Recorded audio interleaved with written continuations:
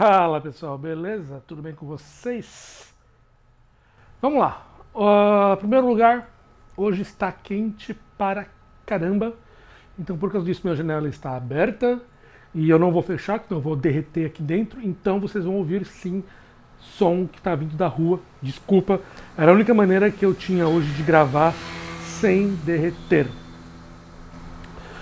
Eu queria falar sobre um vídeo um pouco sobre tecnologia, um pouco de data science, mas algo que eu tenho visto as pessoas falando aqui no YouTube e eu acho que eu posso trazer alguns comentários diferentes do que o pessoal tem dito por aí, porque é exatamente a área que eu trabalho, então eu posso dar uma ajuda ali. Hoje de manhã eu estava vendo um vídeo do David Jones e ele estava falando sobre o YouTube mesmo e sobre as mudanças que o YouTube está fazendo, falando sobre a questão da página de subscription, que o YouTube aparentemente foi descoberto pelo pessoal do H3H3, que eles estão testando algumas modificações para poder mostrar ela em vez da ordem cronológica, para poder mostrar uma ordem personalizada. Mas isso é um estopim de várias coisas que ocorreram no YouTube nos últimos meses, da questão dos filtros, as questões dos recomendados e tudo isso, e como as pessoas não estão conseguindo entender exatamente o que o YouTube está fazendo, e porque aparentemente ele está fazendo coisas que não fazem sentido para muitas pessoas, mas eu vou tentar explicar um pouco o que eu acho que o YouTube está fazendo, o porquê ele está fazendo, até as opiniões minhas, o porquê eles fazem isso ou não, isso é porque é exatamente como eu falei, exatamente o que eu trabalho. Eu acho que tem algumas coisas que eu posso falar sobre esse assunto. Então, basicamente, quando a gente está falando de desenvolvimento de produtos web, muitas pessoas, não só produtos web, mas vamos pensar em produtos digitais para poder ficar mais simples nessa conversa. Muitas pessoas que não são da indústria pensam que é uma coisa que depende muito das pessoas terem ideias, e eles usam aquelas ideias, uma noção estética, uma noção de entender como as pessoas usam e poder montar uma coisa muito mais artística, de poder entender como aquele produto, esse produto ele é bonito, ele tem uma característica bonita, ele é agradável aos olhos, e todas essas coisas.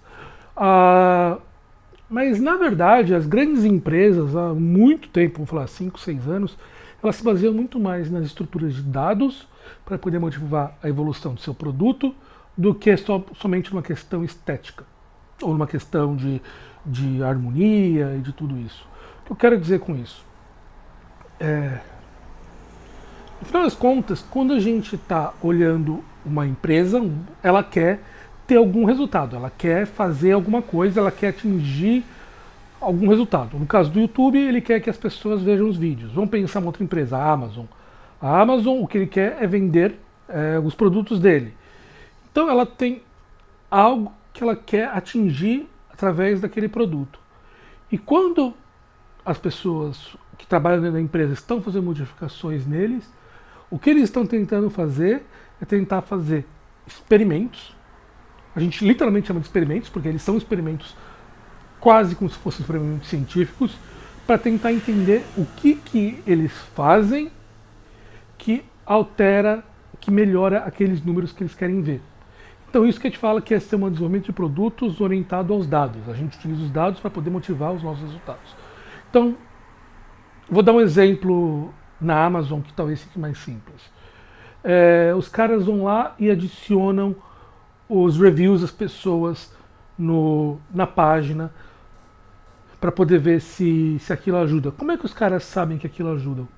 Porque em vez de você olhar e perguntar para as pessoas, um time que vai fazer, ele coloca os reviews das pessoas naquela página, de uma determinada maneira, e eles começam a comparar para as pessoas que olharam aqueles reviews, para as pessoas que tinham aquele review, para quando elas não tinham, como aquilo afetou o número de vendas.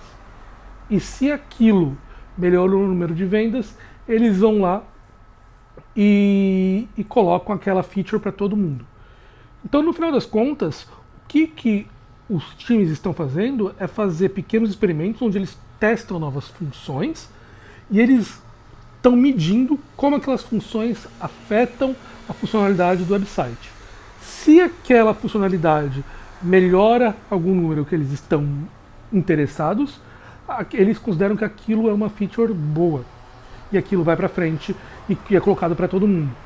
Isso você pode ver, por exemplo, no Twitter. Uns 3 anos atrás o Twitter trocou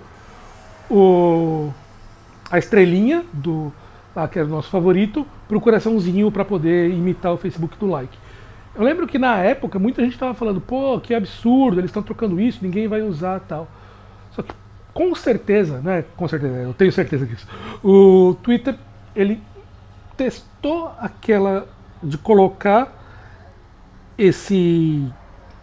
essa função para um grupo específico de usuários e comparou que com aquele grupo que estava vendo aquilo como um coraçãozinho em vez de uma estrela, o número de usuários que estavam utilizando aquela feature, estavam, por exemplo, salvando coisas como favoritos, aumentou comparado do que os que tinham a estrela. Então, quando eles colocaram para todo mundo, apesar do que a gente, que era usuário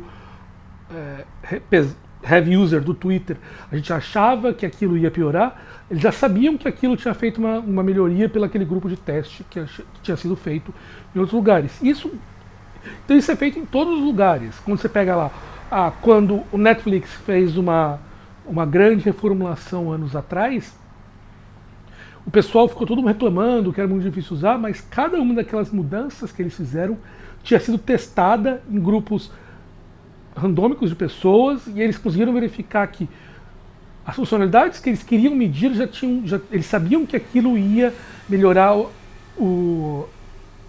as métricas mensuradas que eles estavam de interesse. Então, o número de pessoas que utilizavam a plataforma, o número de pessoas que retornavam, tal. Então, diferente do que a maior parte das pessoas imaginam, quando aquela nova feature está surgindo ali, tipo aquela nova versão do Netflix, não é que ali o teste começa. Aquele teste já foi feito no passado por grupos pequenos de pessoas. E é exatamente isso que o YouTube está fazendo nesse caso. Eles estão testando o que acontece quando as pessoas veem o subscription de uma maneira personalizada e não de uma maneira cronológica. Isso significa que eles vão com certeza colocar a versão cronológica personalizada? Não necessariamente.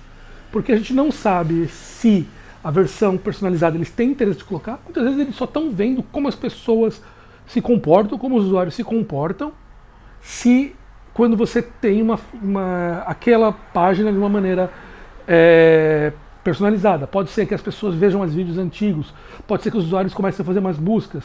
Então eles estão querendo entender como os usuários se comportam, literalmente fazendo um experimento no usuário, tentando entender como eles se comportam quando eles veem aquilo lá. Ou pode ser que eles queiram estejam experimentando e ver se aquilo tem uma melhora interessante, eles vão colocar aquilo para todo mundo. Então, um site como o YouTube, ele está fazendo centenas de experimentos simultaneamente. Então, é muito difícil você pegar e falar, eu vi aquela mudança significa que ela vai ser colocada para todo mundo, porque aquilo não necessariamente é o que está acontecendo. Muitas vezes, na maior parte das vezes, aqueles testes, eles servem para você aprender como o usuário se comporta. Então, quer dizer, o time de produto tem uma hipótese e ele quer fazer algumas medidas e ver como os usuários se comportam com aquelas hipóteses. E eles podem tentar fazer medidas e com isso aprender mais coisas para melhorar mais o produto para o futuro. E mesmo que eles tenham a intenção de que aquilo seja uma feature que vá para todo mundo, pode ser que o usuário não se comporte da maneira que eles esperavam e aquela feature eles abandonem ela e só utilizem os aprendizados daquilo lá. Então, a primeira coisa importante é um site como o Google, Facebook, Amazon, eles vão estar sofrendo centenas de experimentos simultaneamente e a maior parte deles vão ser sim descartados. Tá, a gente entendeu aqui como ele funciona, mas isso é bom? O que eles estão fazendo? E aqui eu posso dar alguns insights do que eu acho que o pessoal do Facebook o pessoal do YouTube estava pensando, está pensando quando eles fazem aquilo ali. Eu significa que eu concorde ou não, é só alguns pensamentos, o que eu acho. O que o YouTube é? O YouTube, na verdade, é uma plataforma que ele tem 3 lados, vamos pensar o seguinte. ele tem os criadores de conteúdo, ele tem as pessoas que assistem ao conteúdo e ele tem o pessoal que coloca propaganda no YouTube, os advertisers. Então você tem esses três grupos ali. Provavelmente, o que o YouTube considera a métrica principal que eles querem que as pessoas utilizem é a quantidade de vídeos que são executados com anúncios. Provavelmente é isso que os times do YouTube querem olhar. Eles querem ver quantos vídeos as pessoas executam e que esse vídeo teve uma propaganda executada na exibição dele. Por quê? Porque isso basicamente indica que quantos mais vídeos as pessoas verem, mais eles vão ter probabilidade de ver vídeos com propagandas, eles vão ficar mais tempo no site, e quantos desses vídeos puderam ter a possibilidade de ser monetizados.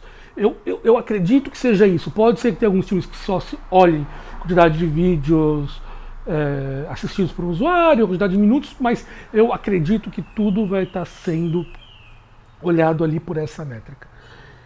E se você for ver, isso significa uma coisa. Se eles estão olhando isso aí, como eu falei, eu não sei, eu não conheço ninguém no Facebook, no YouTube, eu não conversei com o pessoal do YouTube, então eu não sei se é isso que eles fazem, mas a minha experiência, o que eu acho, pela maneira que eles trabalham, eu acho que é isso que eles fazem. E o que isso significa para essas três partes? Você pode observar que o que eles estão olhando ali é o comportamento do usuário. Eles estão tentando fazer mudanças para que façam os usuários verem mais vídeos. No final das contas é isso. Então eles não estão olhando para o lado do criador, porque as métricas que eles estão tentando otimizar são as métricas dos usuários. E isso é o que eles fazem. E normalmente o usuário e o criador, eles algumas vezes se comportam de maneiras diferentes. No caso do YouTube não é tão óbvio, mas vamos pensar no caso, por exemplo, do eBay. Do eBay, o cara que vende e o cara que compra, eles muitas vezes o que é bom para o cara que compra é ruim para o cara que vende, porque o cara que vende quer vender o produto mais caro possível e o cara que compra quer comprar o produto o mais barato possível. Então, muitas vezes o que é bom para um é ruim para o outro. E o YouTube, ele claramente tomou a opção de melhorar o site para o usuário, para tentar fazer com que mais usuários vejam os vídeos no dia a dia. Então ele está otimizando o site para fazer com que as pessoas fiquem mais tempo vendo os vídeos que estão lá. Então, como é que ele pode fazer isso? Dando preferência para os vídeos que têm maior visualização na plataforma. E não dando preferência para vídeos que eles não sabem muito ainda, que são os vídeos novos. Então, com isso, eles fazem com que mais usuários fiquem na plataforma e vejam mais e mais e mais. E esses vídeos vão trazer mais propaganda no final das contas. Isso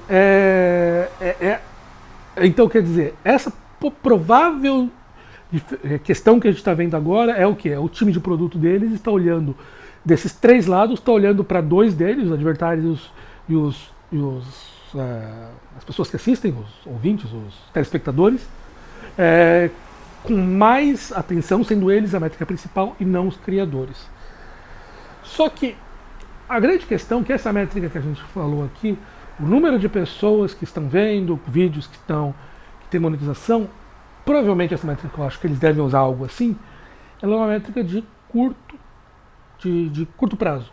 Ela está olhando como as pessoas se comportam agora. E ela não está olhando como as pessoas vão se comportar no futuro. E isso poderia ser um problema que o YouTube pode enfrentar. Antes de falar nisso aí, eu vou tentar explicar dar um outro exemplo que talvez possa explicar melhor isso. Quando você olha na página do Google Busca mesmo, você tem lá os AdSense, onde as pessoas colocam as propagandas deles lá para poder aparecer no Google. Então, as buscas pagas. O Google ganha dinheiro com essas buscas pagas. Então, se você fosse pensar, o que eles querem aumentar, a quantidade de dinheiro que eles ganham, eles aumentariam a quantidade de propagandas aparecendo naquela página. Isso no curto prazo aumentaria sim o dinheiro que eles estão ganhando, porque você tem mais páginas, você tem mais lugares para poder colocar buscas pagas, mais pessoas vão colocar. Só que isso tem um efeito no usuário. A longo prazo, as pessoas começariam a ficar irritadas com esse site, eles começariam a acessar menos o Google, e a longo prazo, o comportamento é que as pessoas passam a ignorar esses blocos de texto. É o que a gente chama até de banner blindness, cegueira de banner. Então, significa que muitas vezes o comportamento de um usuário a curto prazo ele é diferente do usuário de longo prazo. E o Google ele mostrou mesmo que quanto mais existe um ponto ótimo de número de banners que eles podem colocar. Se eles colocam muito poucos, eles não ganham nada, obviamente. Se eles colocam muitos, os usuários passam com o tempo a ignorar aqueles banners e eles começam a, depois de 1, 2 anos, a trazer um retorno menor do que eles tinham no passado. Então, no curto prazo, colocar mais banners é bom, no longo prazo, colocar mais banners é ruim. Colocar mais banners é ruim. E isso é algo que pode ser que esteja acontecendo aqui, que pode ser que aconteça, não sei. Mas como o YouTube tem se focado muito, ao meu ver, em métricas de curto prazo, tentar aumentar o número de pessoas que veem os vídeos agora, e sem se preocupar nos criadores, isso é uma indicação que aparentemente eles têm olhado métricas de curto prazo. E por olhar métricas de curto prazo, eles não estão olhando qual seria o efeito que teria ao longo prazo nos criadores. Mas por que os caras não fazem isso? Porque olhar essas métricas é muito difícil. Para você entender como essas mudanças afetam os criadores, tem que esperar 2, 3 anos para poder ver. E enquanto isso, eles não estariam crescendo o tanto quanto eles podiam. E lembrando que o YouTube é um site que ele não ganha dinheiro, é um site que ele simplesmente break-even para o Google, né? Ele ganha a mesma quantidade que ele gasta. Então eles devem ter uma pressão de crescer o máximo possível para poder aumentar a rentabilidade deles. Então, nesse momento, o que me parece ser é sim que eles estão focando no curto prazo do lado dos consumidores, dos advertisers, e poucos times, como eles têm essa tendência de olhar métricas do lado do consumidor, eles não estão olhando os efeitos para os creators, que a longo prazo pode ser que afete as métricas de desenvolvimento deles e isso leve a uma queda do número de pessoas criando, porque se a plataforma se torna menos interessante para os criadores, eles vão criar menos vídeos e isso vai afetar o número de pessoas vendo. Então, quer dizer, isso afeta o loop total que eles têm. Normalmente essa questão de otimizar plataformas que têm vários sites, vários lados, é muito complexo, porque normalmente um compete com o outro e você não consegue de maneira melhorar os dois de uma mesma igualmente. Normalmente você piora um para poder melhorar o outro. E isso é uma balança que vai se ajustando ao longo dos anos. Pode ser que eles acreditem que eles já deram muita atenção para os creators no passado e agora eles querem melhorar para os consumidores. Pode ser que eles tenham indicações que eles, ao fazer isso, eles não têm um efeito de longo prazo, eu não sei. Mas a minha questão é o que eles estão fazendo ao colocar todas as novas features que a gente viu eles colocando recentemente. Eu tenho certeza absoluta que nenhuma delas eu estou colocando isso porque eu acho que vai funcionar. Se eles colocaram aquilo para todo mundo, significa que eles já tiveram uma certeza que aquilo melhorou o número de interesse para eles. Se eles tiraram o número, se eles diminuíram a importância dos reviews, se eles aumentaram a importância de vídeos já vistos, se eles estão passando para menos pessoas os vídeos, isso não é algo que eles estão fazendo por ignorância. Eles sabem que aquilo melhora os números deles no curto prazo, com certeza. Isso eu tenho certeza absoluta, sem precisar olhar.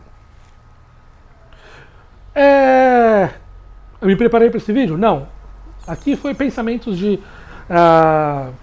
aleatórios sobre o assunto, que eu só para poder tentar talvez ajudar vocês a entender um pouco melhor o que está se passando por ali. Será que isso é verdade? Como eu falei, eu não sei. A gente nunca vai saber, porque o YouTube provavelmente nunca vai falar sobre como é o modelo de desenvolvimento deles, porque isso é um segredo de negócio. mas dado a maneira que eles funcionam e dado, eu acho que eu consegui fazer essas interpretações sobre o que está acontecendo ali. Beleza? É isso aí. Apareço já já. Eu não esqueci minha promessa será cumprida, mas ainda não. Beleza? Aquele abraço e falou!